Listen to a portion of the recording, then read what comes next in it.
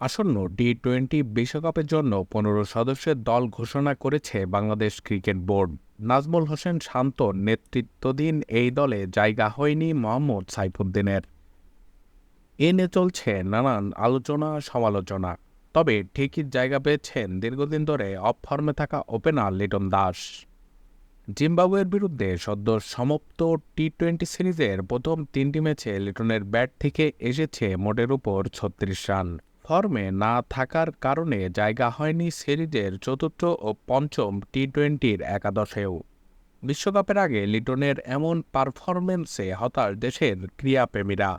শুধু এই সিরিজ নয়, চলতি বছরের শুরু থেকেই ব্যর্থতার বৃত্তে ঘুরপাক খাচ্ছেন তিনি। তবে সব সমালোচনা ছাপিয়ে ঠিকই বিশ্বকাপ স্কোয়াডে জায়গা পেয়েছেন তিনি।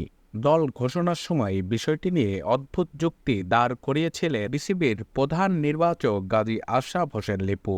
তার দাবি, উইকেট কিপিং বিবেচনায় তাকে দলে টেনেছেন তারা।